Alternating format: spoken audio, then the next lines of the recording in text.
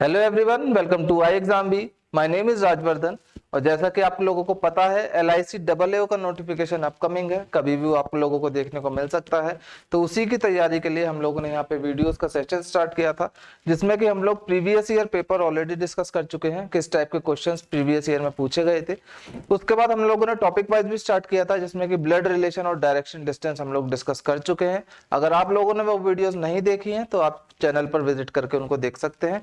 आज एक हम नया टॉपिक से स्टार्ट करेंगे, जो कि है कोडिंग एंड डिकोडिंग। इजी और स्कोरिंग टॉपिक है। 4 से 5 नंबर आपका यहाँ से पक्के हो सकते हैं, तो बिल्कुल ध्यान से देखिएगा और वीडियो को एंड तक जरूर देखिएगा, ठीक है। इसमें कितने टाइप के क्वेश्चंस होते हैं? 2 टाइप के क्वेश्चंस बेसिकली होते हैं। एक होता है सब्स्टिट्यूशनल कोडिंग, जिसको आजकल चाइनीज कोडिंग के नाम से भी बोला जाता है, और दूसरा होता है कोडिंग विद कंडीशन। सब्स्टिट्यूशनल कोडिंग में क्या होता है, आपको जो है ना 3-4 वर्ड्स का यहाँ पे सेट दिया होता है, ऐसे ही 3-4 यहाँ पे स्टेटमेंट होते हैं, ठीक है। उन्हीं के सामने कुछ कोड्स दिए होते हैं, जितने वर्ड्स हैं उतने यहाँ पे कोड्स होते हैं। पर ये नेसेसरी बिल्कुल नहीं होता कि पहले नंबर पे जो वर्ड लिखा हुआ है उसी का पहले नंबर वाला उसका कोड होगा। ये हमको बाकी के स्टेटमेंट में से जो वर्ड और कोड जो कॉमन है, उस बेसिस पे हम लोगों को वो कोड्स हम असाइन करेंगे वर्ड्स के लिए, ठीक है, या फिर कोड जो होंगे उनके लिए वर्ड्स असाइन करेंगे, ठीक। दूसरे जो है कोडिंग विद कंडीशंस। इसमें क्या होता है, आपको एक टेबल दे दी जाएगी, उसमें कुछ अल्फाबेट से सिंबल्स होंगे जो उनके कोड्स होंगे। उसके बाद 3 या 4 आपको कंडीशंस होंगी, उस बेसिस पे आप लोगों को कंडीशंस को फॉलो करना है और हम लोगों को उसका आंसर करना है, ठीक है। तो आज हम देखेंगे सब्स्टिट्यूशनल कोडिंग के कुछ क्वेश्चंस। अब जैसे ये क्वेश्चन है, इसमें क्या लिखा है ना, सर्टेन कोड लैंग्वेज। ये कोड लैंग्वेज में लिखे हुए हैं, ये वर्ड्स लिखे हुए हैं और ये इनके कोड्स लिखे हुए हैं, ठीक है। अब कौन से वर्ड का कौन सा कोड है, ये हमको यहाँ पे पहचानना है। अब इसमें क्या है, एक तरीका तो ये है, सबसे पहले आप जितने भी वर्ड्स हैं सबका आप कोड निकाल के तैयार कर लें, टेबल बना लें, ठीक है। जितने वर्ड्स हैं उतने कोड्स उसके सामने लिख दें। और दूसरा तरीका, और जो अच्छा तरीका, वो ये है, आप डायरेक्ट क्वेश्चन की तरफ जाएं और जो क्वेश्चन में आपको जिस वर्ड का कोड पूछा है केवल उसका निकालें। क्योंकि कभी कभी होता है ऐसा कि आप एंड मोमेंट पे, जैसे आपके सामने पेपर में एंड मोमेंट पे सवाल आया, तो अगर आप सारे कोड्स निकालने में ही रह जाएंगे तो फिर आप क्वेश्चन का आंसर नहीं कर पाएंगे, ठीक है। तो इसलिए प्रैक्टिस आपको इस तरह से करनी है कि आप डायरेक्ट सीधा क्वेश्चन पे जाएं। अब जैसे यहाँ पे क्वेश्चन में इन्होंने पूछा है नो का कोड यहाँ पे क्या होगा, तो अब हमको सारे कोड ना निकालते हुए हम केवल नो के कोड पे जाएंगे कि नो का कोड हम कैसे जल्दी से जल्दी फाइंड आउट कर पाएंगे, ठीक है। चलिए देखते हैं किस तरह से निकालेंगे नो का कोड हम। सबसे पहले देखेंगे ये जो वर्ड है हमारा नो, ये हमारा कहाँ पे अवेलेबल है। ये 4 स्टेटमेंट से 1 2 3 4 चारों स्टेटमेंट में से नो हमारे पास कहाँ पे है। नो हमारे पास केवल एक जगह है, जो कि है स्टेटमेंट नंबर 2 में। तो यानी कि अब एक जगह है, और कहीं अगर कॉमन होता तो हम वही कोड को यहाँ से कॉमन को छांट लेते और उसका हम असाइन कर देते। लेकिन अब अगर इस नो का कोड हमको निकालना है, तो बाकी के जो 3 वर्ड्स बचे हुए हैं अगर उनका कोड हमको मिल जाए, उसके बाद जो चौथा कोड जो बचेगा, फोर्थ कोड जो बचेगा, वो हम नो के लिए असाइन कर देंगे, ठीक है। तो अब देखें बाकी के वर्ड्स क्या क्या हैं। एक तो वर्ड है एग्जाम। एग्जाम हमारा सेकंड स्टेटमेंट में है, थर्ड स्टेटमेंट में है, ठीक है। तो अब हमको सेकंड और थर्ड स्टेटमेंट में कोड ऐसा देखना है जो सेकंड और थर्ड में कॉमन हो, ठीक है। सेकंड और थर्ड में देखा, अगर कोड देखें तो mn यहाँ पे भी है, mn यहाँ पे भी है, लेकिन mn हमारा फर्स्ट स्टेटमेंट में भी है, तो यानी कि एग्जाम के लिए जो कोड है वो mn नहीं हो सकता, क्योंकि उसके लिए 3 वर्ड हमको कॉमन चाहिए, वो हम आगे देखेंगे वो कौन सा हो सकता है। अब स्टूडेंट देखते हैं, स्टूडेंट कहाँ कहाँ पे अवेलेबल है। स्टूडेंट फर्स्ट में है और सेकंड में है। फर्स्ट और सेकंड में अगर हम कोड देखें, कौन सा कोड हो सकता है फर्स्ट और सेकंड में जो कॉमन है, वो है IE। तो यानी कि स्टूडेंट का कोड हो जाएगा हमारा IE। अब एक चीज और आपको ध्यान रखनी है, अब जैसे हमको नो का निकालना था, लेकिन नो के सारे सारे हमारे पास बाकी के कोड्स भी हमको यहाँ पे पता लगते जा रहे हैं, तो आप उनको साइड में रफ शीट में साइड में छोटा सा लिख लें। क्योंकि 4 या 5 क्वेश्चन आपको आएंगे, तो ऐसा हो सकता है कि आपको ये जो आप निकाल रहे हैं यहाँ पे कोड्स, जो आपको वहां पे जरूरत पड़ सकती है, ठीक है। तो आपको दोबारा ना मेहनत करनी पड़े, तो इसलिए साइड में इनको लिखते चलेंगे साथ साथ, ठीक है। एग्जाम का कोड अभी हम देखेंगे कौन सा हो सकता है। एग्जाम के लिए कोड हमने देखा था, mn तो नहीं हो सकता क्योंकि mn 3 जगह था। तो अब 2 जगह वाला कोड कौन सा है जो हमको कॉमन दिख रहा है, वो है bn। एग्जाम्स के लिए कोड हो जाएगा bn, स्टूडेंट्स के लिए कोड हो गया IE। अब क्लासेस का कोड हमको और देखना है। क्लासेस हमारा अवेलेबल है 3 जगह, फर्स्ट, सेकंड और थर्ड, ठीक है। तो फर्स्ट, सेकंड और थर्ड स्टेटमेंट में जो हमको कोड जो कॉमन दिख रहा था वो था mn, तो mn हो जाएगा क्लासेस के लिए। अब जो एक फोर्थ कोड जो बचा, वो बचा हमारे पास किसके लिए, नो के लिए, क्योंकि एक ही सिंगल वर्ड आपको यहाँ पे बचा है स्टेटमेंट में और सिंगल ही यहाँ पे कोड बचा है, तो यहाँ की नो के लिए कोड हो जाएगा हमारा ऑप्शन नंबर बी, जो कि है WS। ठीक है, तो इस तरह से आपको यहाँ पे कोडिंग इनकी करनी है और देखना है कौन सा कोड कौन से वर्ड के लिए असाइन किया गया है।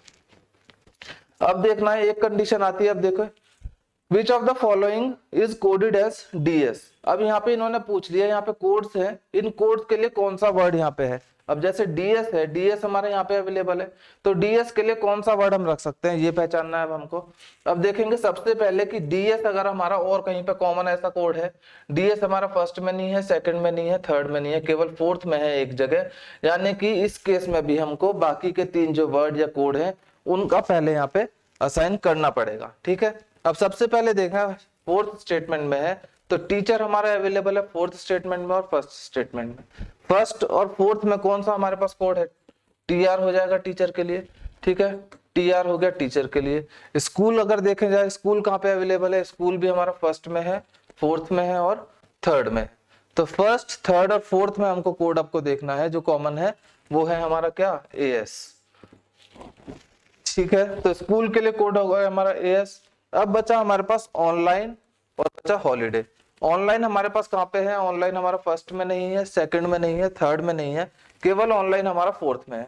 तो ये हमारा कोड हो सकता है, डीएस का कोड हो सकता है, मतलब ऑनलाइन का कोड डीएस हो सकता है। अब एक और वर्ड हमारे पास बचा है हॉलीडे। हॉलीडे भी हमारा केवल स्टेटमेंट नंबर 4 में अवेलेबल है। तो यानी कि अब हमारे पास 2 ऐसे वर्ड हो गए, तो जिसकी हमारे पास क्या जनरेट होगी, पॉसिबिलिटी। क्योंकि अब हम यहाँ से कंफर्म नहीं बता सकते कि ये जो डीएस है ये या तो ऑनलाइन का होगा या फिर हॉलीडे का होगा। कंफर्मेशन हम यहाँ पे नहीं दे सकते, इसलिए यहाँ पे कंफर्मेशन नहीं है उस केस में हमारा आता है ईदर और केस। क्योंकि ऑनलाइन और हॉलीडे दोनों ही यहाँ पे बन रहे हैं वर्ड, तो ऑनलाइन भी हमारा ऑप्शन में है, हॉलीडे भी हमारा ऑप्शन में है, तो दोनों ऑप्शन तो आंसर नहीं हो सकते, इसलिए ऑप्शन नंबर ई हम इसमें मार्क करेंगे, ईदर ऑनलाइन और हॉलीडे। या तो ऑनलाइन का कोड होगा डीएस या फिर हॉलीडे का कोड होगा। ठीक है, next video, next question, what may be the possible code for student studies. अब देखो यहाँ पे वर्ड यूज हुआ है पॉसिबल कोड। पॉसिबल कोड यानी कि हमको बस अनुमान लगाना है कि कौन सा कोड यहाँ पे हो सकता है, कुछ भी यहाँ पे डेफिनेट हम उसको नहीं बोल पाएंगे। डेफिनेट क्यों नहीं बोल पाएंगे, क्योंकि अब देखो स्टूडेंट जो वर्ड है, स्टूडेंट तो हमारे यहाँ पे कोडिंग में अवेलेबल है, इस सेट में स्टूडेंट हमारा फर्स्ट में है और सेकंड में है। तो फर्स्ट और सेकंड में जैसे अभी हमने देखा था, पिछले क्वेश्चन में हमने स्टूडेंट का कोड निकाला था। फर्स्ट क्वेश्चन में स्टूडेंट का लिए कोड था हमारे पास आईई, तो स्टूडेंट के लिए कोड हो जाएगा हमारे पास आईई।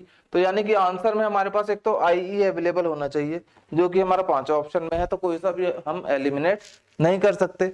अब हमारे पास दूसरा वर्ड यहाँ पे दिया हुआ है स्टडीज। अब स्टडीज देखे जाए तो चारों स्टेटमेंट में से कहीं भी नहीं है हमारे पास वर्ड स्टडीज। तो यानी कि स्टडीज को हमको ऐसा कोड देना पड़ेगा जो इतने भी ऑप्शन में कोड है वो और किसी वर्ड के लिए असाइन नहीं होने चाहिए। ठीक है, अब जैसे बीएन है, बीएन हमारे यहाँ पे है अवेलेबल, तो बीएन यहाँ पे किसी ना किसी वर्ड के लिए असाइन होगा, जो कि हम स्टडीज को नहीं दे सकते। डब्ल्यूएस भी यहाँ पे वर्ड है, कोड है। टीआर भी कोड है जो अभी हमने निकाला था टीचर का। आरडी हमारे पास यहाँ पे अवेलेबल नहीं है, आई थिंक कहीं भी आरडी हमारे पास कोई भी कोड नहीं है, तो ये हो सकता है हमारा पॉसिबल कोड किसके लिए, स्टडीज के लिए। बाकी एक और ऑप्शन बचा है, इसको चेक कर लेते हैं। एमएन भी हमारे पास क्या था कोड, जो हमने निकाला था आई थिंक क्लासेस के लिए। ठीक है, तो यानी कि ऑप्शन नंबर 4 इसका आंसर हो सकता है, क्योंकि आरडी जो है कोई भी यहाँ पे कोड अवेलेबल नहीं है जो जिसको हमने वर्ड असाइन किया हो। तो पॉसिबल कोड जो हो सकता है स्टूडेंट स्टडीज का वो हो सकता है IERD। ठीक है, तो option number 4। Next question, which of the following code is coded for teacher. Teacher के लिए कौन सा कोड है, टीचर के लिए कोड अभी हमने देखा था क्वेश्चन नंबर 2 में। टीचर के लिए कोड हमने निकाला था, अभी टीचर के लिए निकाला था TR। तो TR देख लेंगे कौन सा ऑप्शन है, ऑप्शन नंबर बी। ठीक, question number 5, if online is coded as GY। अब देखिए यहाँ पे इन्होंने ऑनलाइन के लिए हमारे पास पॉसिबिलिटी बन रही थी, अभी डीएस वाला क्वेश्चन था जिसमें कि डीएस के लिए कोड हमको बताना था, तो वहां पे पॉसिबिलिटी थी ऑनलाइन और हॉलीडे में। तो अब इन्होंने ऑनलाइन के लिए कंडीशन दे दी इफ। अगर इन्होंने बोल दिया अगर ऑनलाइन को हम कोड कर रहे हैं GY, तो हॉलीडे के लिए कौन सा कोड हो जाएगा। तो GY देखो हमारा कहाँ पे है, GY फोर्थ स्टेटमेंट में है, तो यानी कि ऑनलाइन और हॉलीडे में पॉसिबिलिटी थी, तो DS GY में पॉसिबिलिटी हो गई थी। अब इन्होंने ऑनलाइन के लिए असाइन कर दिया कोड क्या, GY। तो अब हॉलीडे के लिए कौन सा कोड बचा हमारे पास, अब हॉलीडे के लिए कोड हो गया हमारा DS। केवल इस क्वेश्चन के लिए हुआ है हॉलीडे का कोड DS, क्योंकि पिछले क्वेश्चन में DS के लिए कोड था हमारा पॉसिबिलिटी वाला, जिसमें ईदर और केस बना था। ठीक है, तो इसका आंसर हो जाएगा हॉलीडे के लिए कोड हो जाएगा हमारा DS, जो कि है ऑप्शन नंबर 4। ठीक है, तो चलिए ये था 5 सेट का कोडिंग डिकोडिंग का, सब्स्टिट्यूशनल कोडिंग का। इसमें आपको, आप लोगों ने देखा आसान है, स्कोरिंग टॉपिक है, तो आप इस टाइप के क्वेश्चंस की ज्यादा से ज्यादा प्रैक्टिस कीजिएगा। एक क्वेश्चन मैं भी लाया हूं आपकी प्रैक्टिस के लिए, आप इसका स्क्रीनशॉट लीजिए या फिर इसको वीडियो को पॉज करके आप इसका आंसर कमेंट सेक्शन में जरूर कीजिएगा। ये क्वेश्चंस मैं आपको दिखा देता हूं। एक क्वेश्चन ये है जिसमें कि आपको ये जो 3 कोड दिए हुए हैं, इनके आपको वर्ड्स बताने हैं, कौन कौन से कोड किस किस वर्ड के लिए यहाँ पे असाइन हुए हैं। ठीक है, एक क्वेश्चन है इस पे। सेकंड क्वेश्चन उसी पे है, सेम सेट पर। What does the code FKI represent? FKI code कौन से वर्ड को रिप्रेजेंट करता है, ये हमको बताना है। ठीक है, 2 क्वेश्चन हो गए। एक और इसमें क्वेश्चन है, what will be the code for white. White यहाँ पे कोई वर्ड होगा, उसको आपका कोड बताना है। ठीक है, चलिए, तो ये 3 क्वेश्चन है, आप इसका आंसर कीजिएगा कमेंट सेक्शन में। बाकी वीडियो से रिलेटेड, टॉपिक से रिलेटेड कोई भी आपका डाउट हो, वो भी आप कमेंट सेक्शन में लिख के पूछ सकते हैं, आपके सारे डाउट्स क्लियर किए जाएंगे। ठीक है, चलिए आज की वीडियो में इतना ही। अगर आप लोग चैनल पर नए हैं तो आप चैनल को सब्सक्राइब कर लीजिएगा और नोटिफिकेशन बेल को भी प्रेस कर दीजिएगा, ताकि एग्जाम से रिलेटेड कोई भी इंपॉर्टेंट नोटिफिकेशन आपसे मिस ना हो। और अगर आप कोई भी कोर्स में एनरोल करना चाहते हैं तो आप वेबसाइट पर विजिट करके देख सकते हैं, या फिर ये नंबर यहाँ पे मेंशन है 9205524028, इस पे कॉल करके आप कोई सी भी इंफॉर्मेशन किसी भी कोर्स के बारे में ले सकते हैं। ठीक है, चलिए बाय बाय एवरीवन, मिलते हैं अगली वीडियो में। तब तक के लिए keep studying, keep learning, bye.